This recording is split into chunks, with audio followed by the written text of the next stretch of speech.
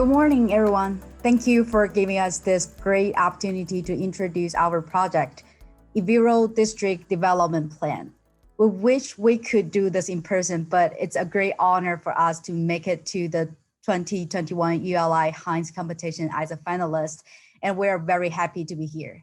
I'm Jie Yang, MS Architecture students focusing on sustainable urban system from the University of Houston. My name is Jose Medina. I'm an MBA student at the C.T. Bauer College of Business at the University of Houston. My name is Hilary Telegrafo, Bachelor of Architecture from the University of Houston.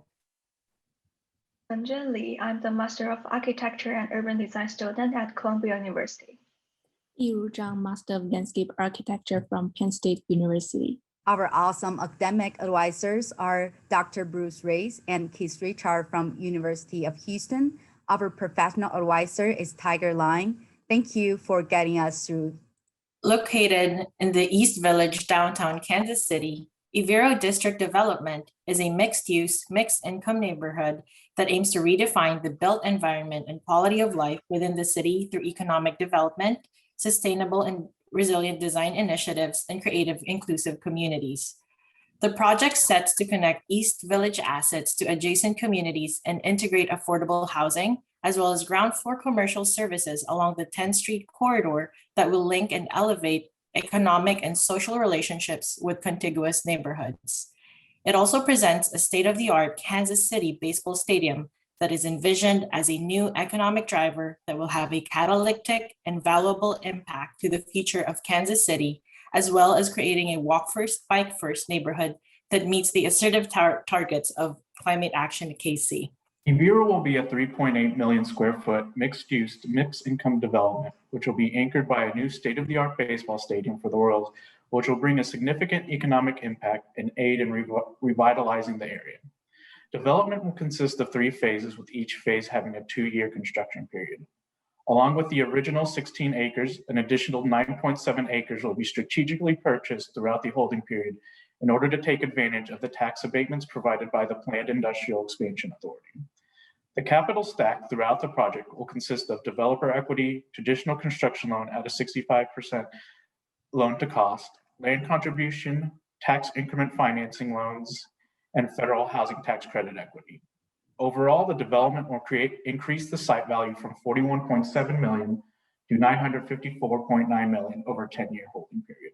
In analyzing the site context, we looked at how the districts are divided, the activities happening within those districts, income, race, existing street direction and public transportation, solar orientation, and topography. From this study, we found that Highway I-70 serves as a physical barrier between the East Village and Paseo West community. This highway magnifies division in race, income, and access to necessities, as it further isolates the community to the east of it, therefore hindering their access to food options and perpetuating its status as a food desert. Our design strategies revolve around 4 main concepts: economy, community, sustainability, and mobility. The proposed development will create a more inclusive community, create new local jobs, provide stability through affordable housing options, and access to day-to-day services such as grocery and retail stores that will contribute to the lives of the residents in the central business district, as well as the residents living across Highway I-70 towards the east end of downtown. These mixed-use, open, and multifunctional spaces will implement a living framework where locals can work during the day, socialize, and enjoy the vitality of Sports District after dark. By proposing a district development plan that anchors both the east and west side of I-70 and proposing new public transit systems, our design aims to fill the gaps by bringing new opportunities that will elevate the lives of those living in downtown Kansas City, as well as its surrounding communities. Because of the existing East Village apartment, we proposed the 4-block ballpark stadium at the south end of the site. The diagonal part of the home street is extended towards the Royal Plaza to emphasize the flow line from the north entrance to the ballpark to shape the community center point, EAVIRO Park. EAVIRO Park and the Royal Plaza provide experiential views and atmosphere for the food hall and residents around it. The first floor of the building along the diagonal street creates a retail street wall to active the community and make EAVIRO district become the most attractive and walkable community in downtown Kansas.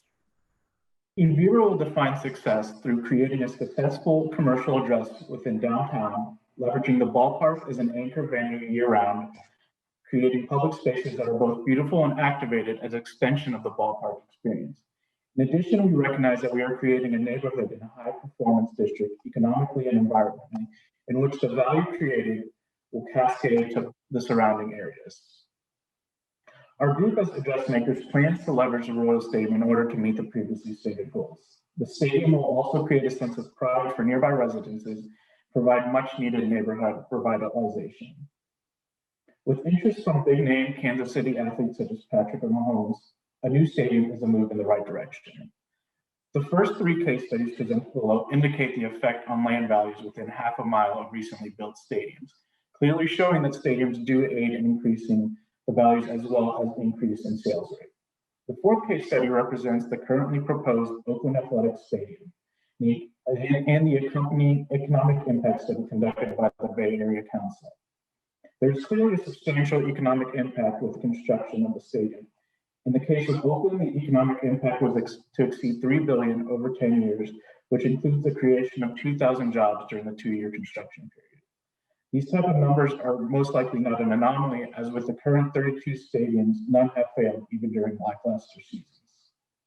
Not only would the economic impact revitalize the area and aid in activating the proposed commercial uses, the stadium would also bring the team closer to the community through organizations such as the Kansas City MLB Urban Youth Academy, local education programs, and the Harvesters Food Network Food Bank. We will be proposing a 41,000-seat stadium that will aid in revitalizing the nearby district. The ballpark will be more than just the place to watch the game during the season. It will be a year-round event venue ranging from holiday markets in the off-season to bi-monthly farmers markets in the North Plaza throughout the year. With retail located along the ground floor, residents will be able to purchase team memorabilia even if they weren't planning to go to a game. The stadium will also include skyline views of downtown, as well as a rooftop Boulevard Brewing Brew Pub with views looking towards home plate. The stadium will become the new social hotspot where nearby residents can enjoy the game as well as the experience. The North and South plazas will be major activity hubs during game days with outdoor events before and after. I will now pass it over to Wenjun, who will go into how specifically the stadium will become more than a ballpark, but a year-round event venue. In addition to the proposed Catalyst Royal Ballpark, EAVIRO District's outdoor space will establish the street as the most inviting and attractive area in downtown Kansas City. The multifunctional open space is designed for all kinds of events. During the game season, the farmers market and summer performance will happen in the event street and Royal Plaza. After the game season, the ballpark will also become an event space for winter activities such as Christmas market, winter skating, and lighting show on New Year's Eve. These outdoor spaces are always activated by various occasions all year round. By placing the grocery store on the east side of the development, right off the highway or crossing the bus stop, we set access to healthier food options as priority. Thinking about food desert to the east, the value created to our district is going to cascade to the east side of the city. We also proposed a storefront strategy to EAVIRO district in order to activate the retail corridors and expand the opportunity to the surrounding communities. Locals and visitors will not only have access to various necessities through affordable means, as they can also indulge a plethora of restaurants and retail space available on site. Next, EAVIRO will introduce the EAVIRO Park that builds a sustainable community in our district. Yeah, thanks, Wenjun, for introducing all these great events. So located right across the ballpark, EAVIRO Park brings the visitors in the local community together in this multifunctional plaza place. Right beside the 12th Street, a water feature with small cascading waterfalls attracts visitors and the residents to interact and play with water. Along the street, lines of lush, shade trees give pedestrians cooler feelings, especially in summer. In the center of the plaza, an arc shaped stage provides opportunities for local musicians and artists to perform on weekends, and this makes the neighborhood more vital and lively. Some raised planting beds are located on the side of existing East Village apartment as a community garden. As shown in the upper rendering, the northern side of the park is a playground with some mini hills where children can play safely and freely beside the promenade. So we are creating a sustainable net zero district in our proposal.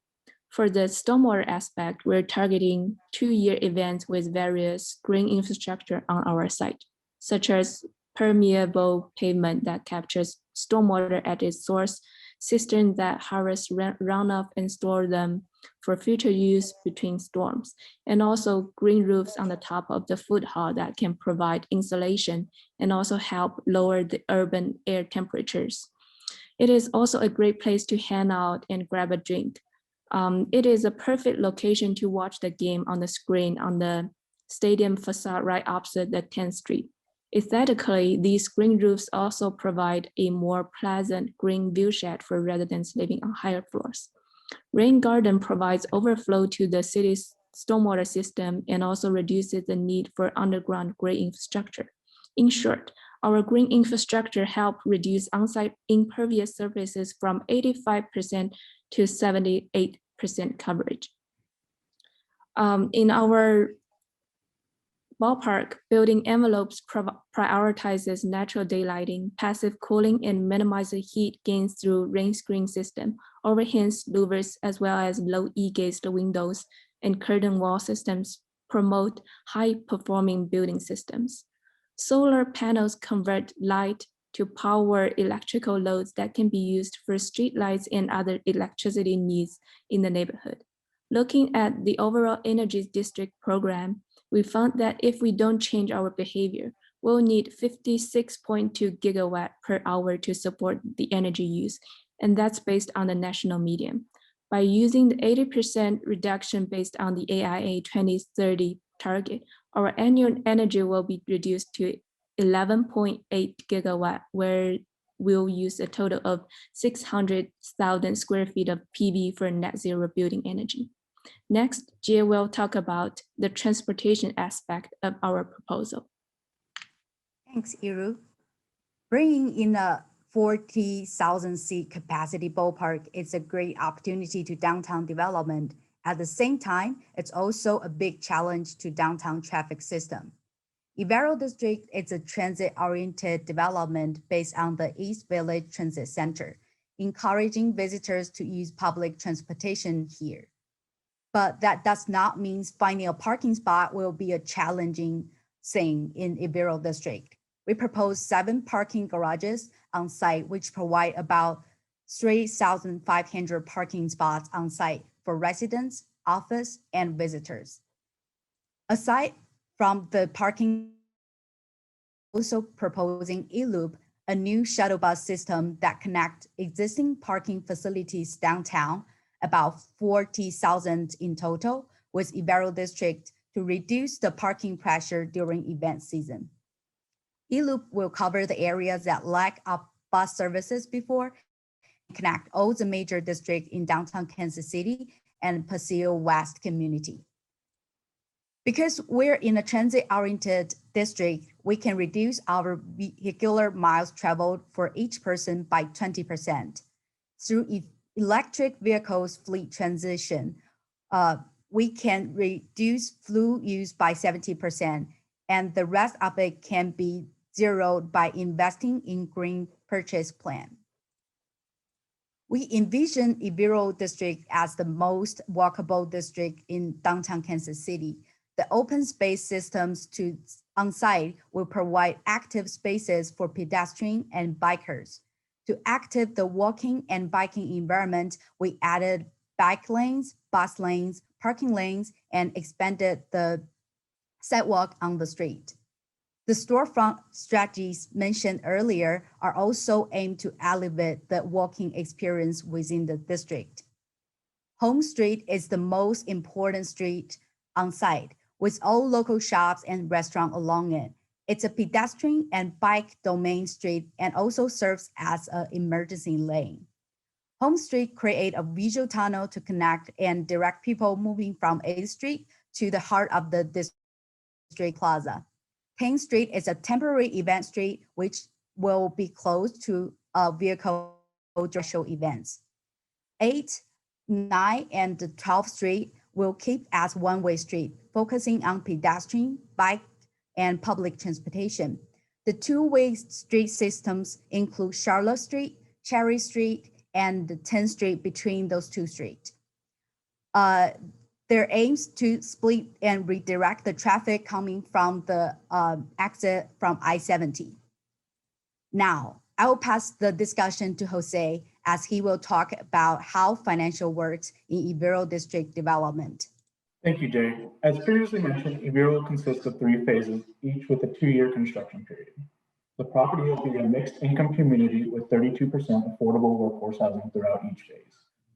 Overall, EAVIRO will deliver a levered IRR of 15.55, but the future economic impacts of the stadium, as well as the revitalization of the district, will continue on past the 10-year holding period. In phase 1, we'll be creating a strong residential neighborhood consisting of our largest proportion of residential components consisting of both market rate and affordable. As we create this neighborhood, we will take into consideration the essential needs of the nearby residents. We'll be including a high-view grocery store, which will not only provide for the residents of EAVIRO, but as well as bringing in the residents of Paseo West. In phase 2, we will build on the strength of a strong residential market in order to create a strong commercial address in the East Village. A considerable proportion of this phase will be allocated for ground floor retail, as well as the 50,000 square foot marketplace food hall, which will be targeted to local restaurateurs. The merchandising program will create attractive storefronts consisting of local designers, coffee shops, brew pubs, and restaurants. The strength of the retail component will aid in creating a commercial address where the area can stand on its own, but can also be leveraged by the ballpark as a year-round event venue. Phase 2 will also consist of the new Royal Stadium.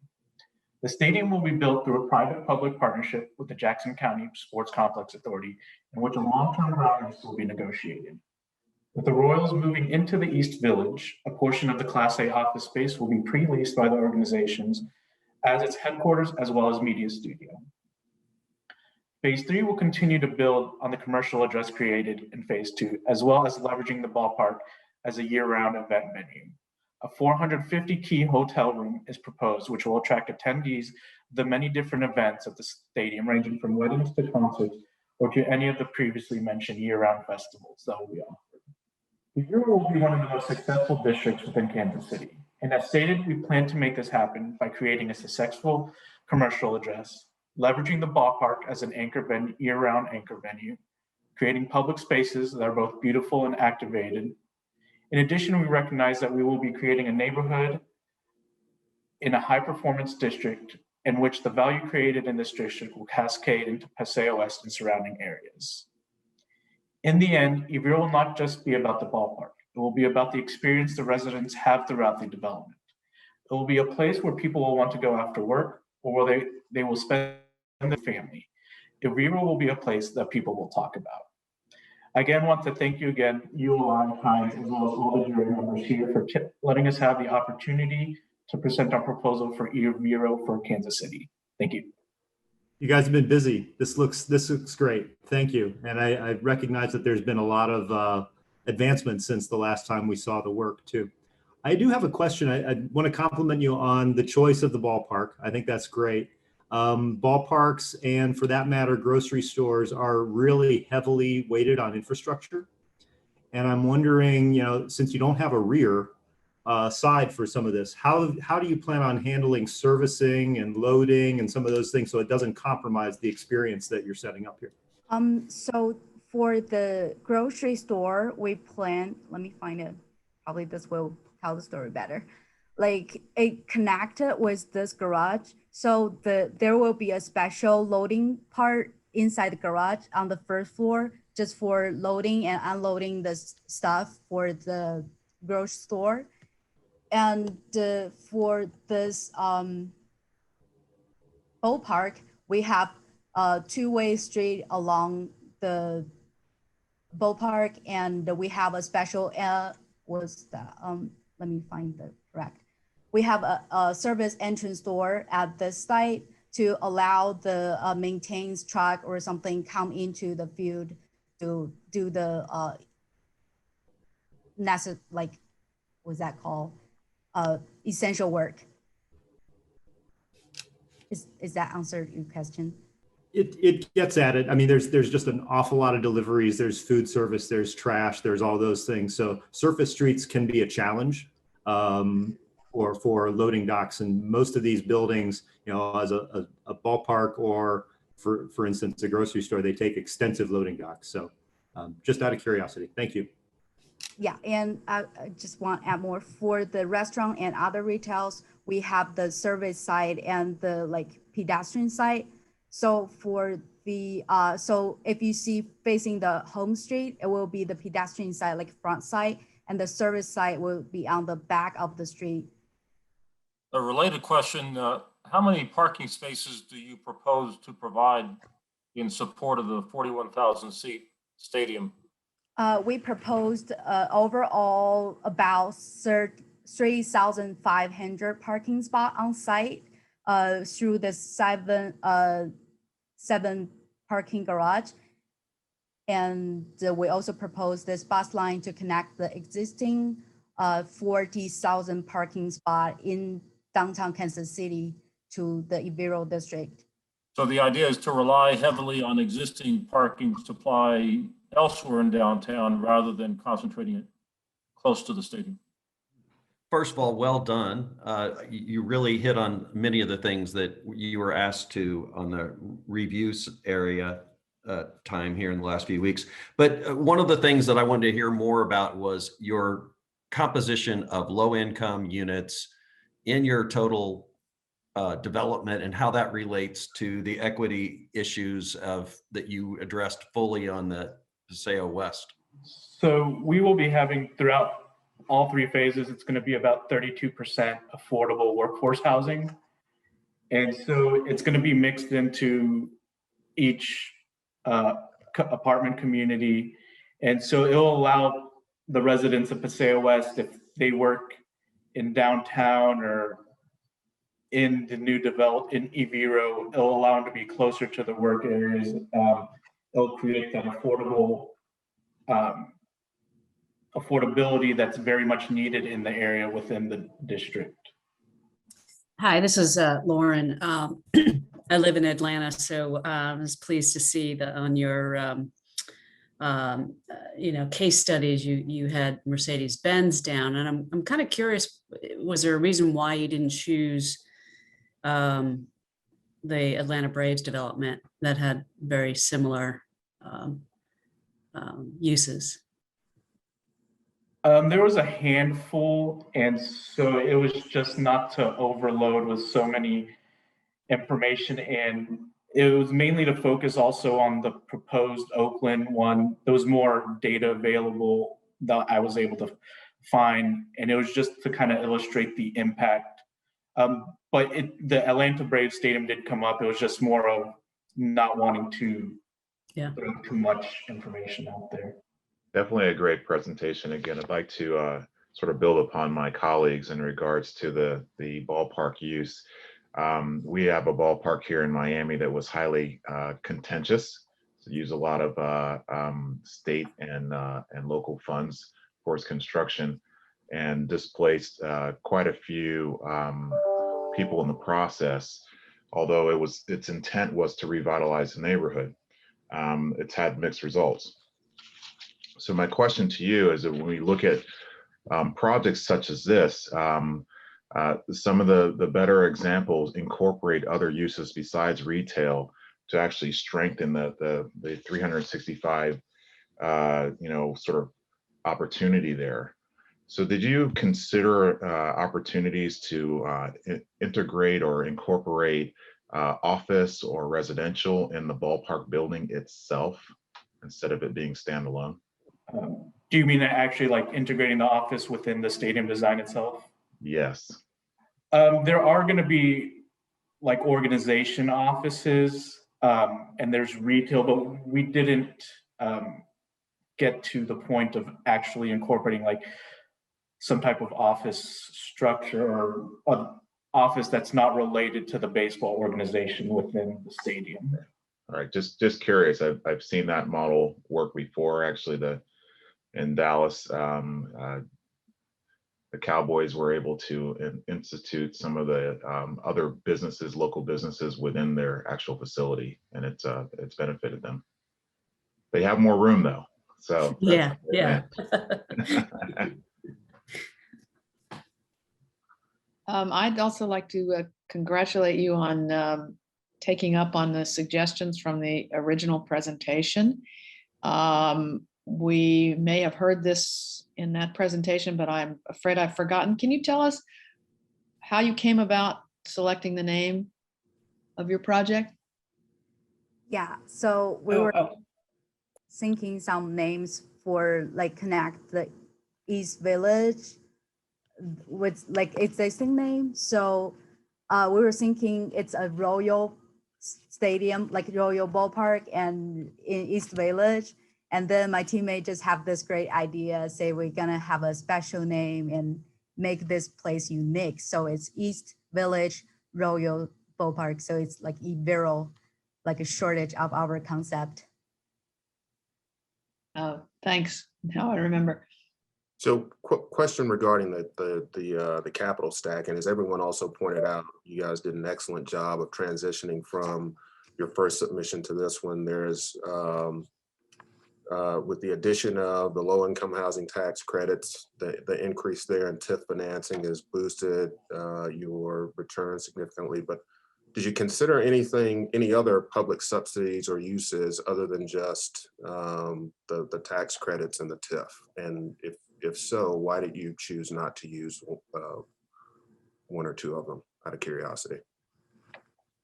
Aside from some of the TIF and the federal housing tax credits, we also try to take advantage of the tax abatements provided by the PIEA zone. There was some opportunity zone funding as well.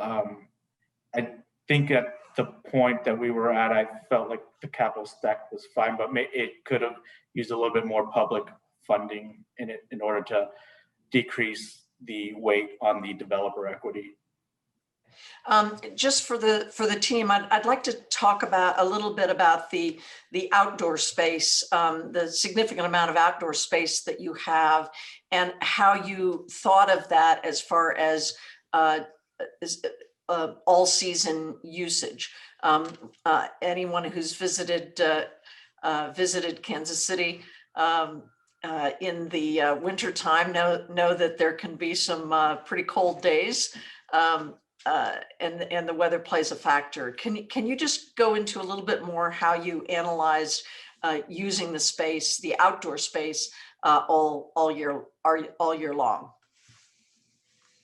Yeah, so what I did want to like, I feel really lucky that I had an internship in Kansas City, like in winter in 2018. So I've been there, like living there 2 months. And I feel it's like Kansas City is cold compared to Houston, but it's actually not that bad. And also I went to several, when I was there, I visited some like commercial district. I forgot what's the district called, but it's like very popular and with a lot of shops and restaurant. And I feel it's still very like a lot of people walking on the street. And especially we're proposing some like winter special activities like market and the lighting event and some like the skating event. So that's something can only happen during winter. And I think like if we have great retail opportunities, restaurant, and bring people on site, and they will love to like involve in all those activities, outdoor spaces. Great, thank you. Also, if I can add on to that, the farmers market, which is very vital for the local producers, with the design of the food hall, it's going to be very open and it's not going to be very fixed. And Union Square, I believe, in New York, when it gets winter time, they move their farmers market into an indoors area. And so when winter comes in Kansas City, our idea, due to the flexibility of the indoor space within the food hall, we will be able to move the farmers market inside. So the local producers and residents that are still looking for healthy food alternatives, as well as supporting the local economy, can still benefit from that even during the winter months. Thank you.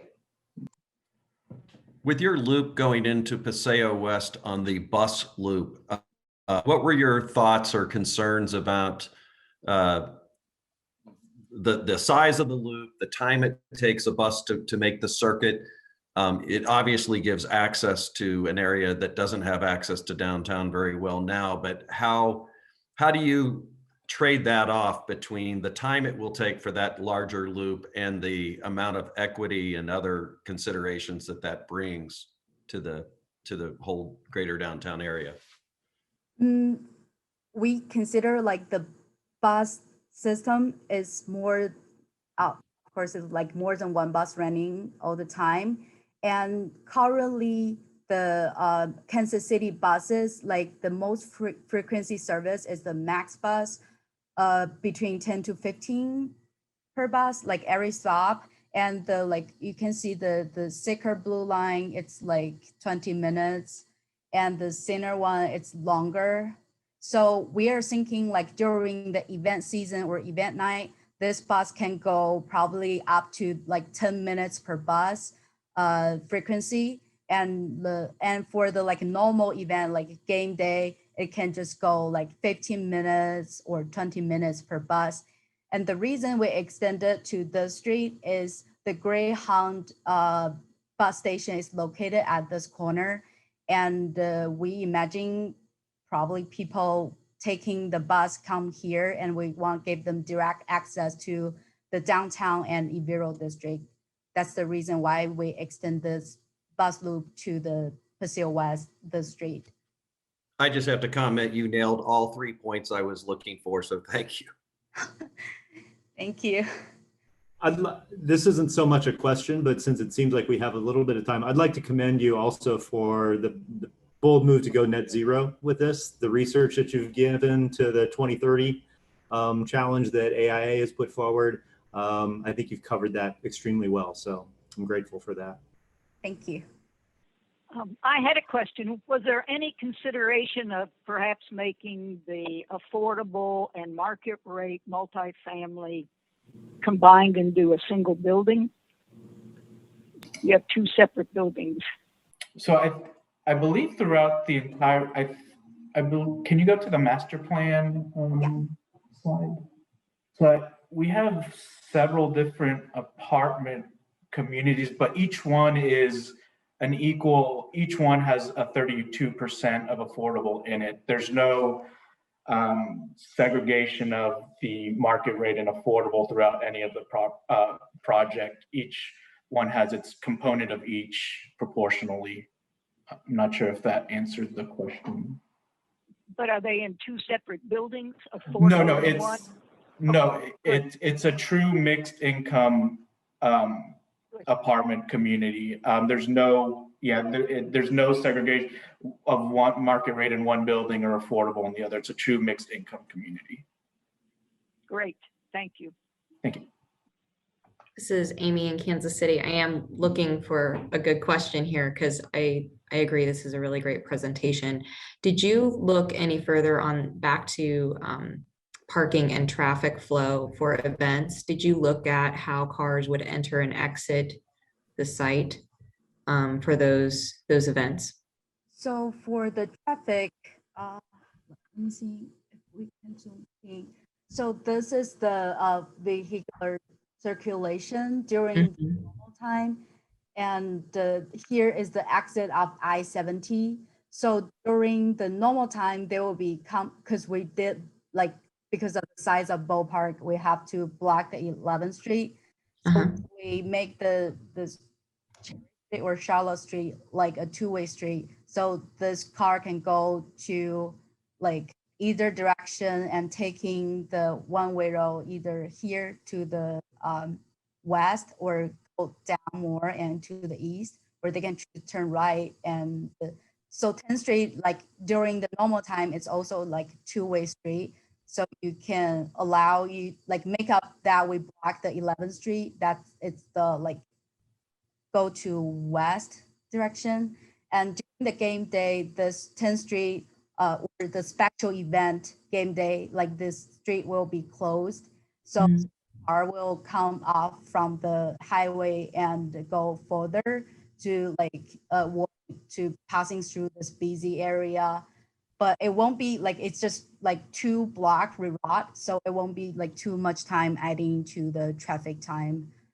Not sure if that answered.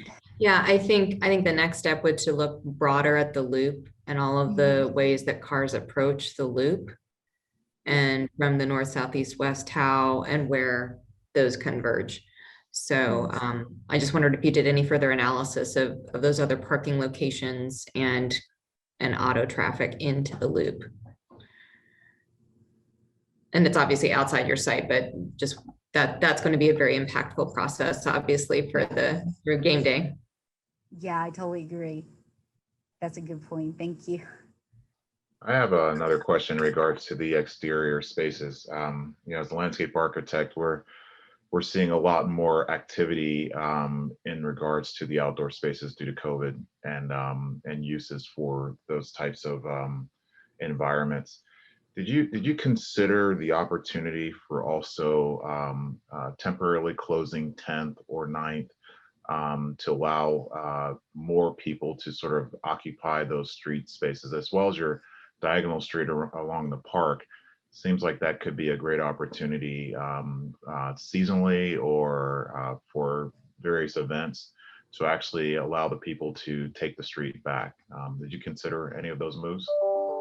Yeah, actually, I think you just proposed a better idea how like when should we shut down the street. So like in our original proposal, this like home street, this diagonal street is 10th Street. So there will be bowler at both sides of the side of the street. So it's like control access for vehicular. Only biker and pedestrian can be on the street. But I think what you mentioned, like close it after like 6 or something, when people starting gathering here, it would be a better idea to just shut down it all day. Thank you. It's a good job. You guys did great. I have a question, a follow-up on that. However, the diagonal, and I applaud the presentation and the use of open space. I just question and want to get a little more explanation on the choice of the location of the diagonal. Where it ends closer to 8th Street is kind of a high point. So the topography is very challenging around that area. And as you move west, 8th Street, there is a significant amount of topography and currently not a lot of pedestrian activity. So how your uses on that diagonal and the direction it's going increase that vitality? So what we like the reason we put this diagonal is we extended the existing home street, and our main activity area will be here. So like the lowest point based on our study site analysis will be at this area. But because we have this ballpark, so it stopped at the EAVIRO Park. So we design I don't have, yeah, like we have a sloped lawn that go with the topography, and it also like topography provide a great opportunity that we put the stormwater facility planters at this point to like rainwater. I feel like I'm hogging this, but Randy isn't on today, and he brought up in the last time the peek in for the stadiums, and yours happens to be on the east, of where you can, as a pedestrian or someone from the outside, look into the stadium complex. Why did you pick that side to be more open and transparent? Was there a thought process to that? Let me double check. Like, do you mean this opening? Yes, that is yes. So based on our research and our professor's suggestion, like the ballpark's opening has to be on the specific direction to the west, like northwest, like the here. So like, and it has to facing this direction. And we also proposed the like a high elevated apartment at this site that can look into this ballpark. Like it's currently don't have too much view on the site, it's just highway, but we are proposing a new like skyline kind of like to provide a view for the people inside of this ballpark. In addition, by having it oriented this way, it allows for some of the club level and higher seating to have those really great views of the downtown skyline facing towards that direction. Those club seatings that are faced towards downtown, we also propose to open them up so people can have a view into, like what Jose said, into the field and towards the skyline view. So we tried to capture, given the orientation that we have to go with, we still tried to capture as much views as we could with their club seating. Okay, now we are at time. Thank you, everybody. Thank you. Thank you all. Thank you. Thank you very much. Thank you to the environment team.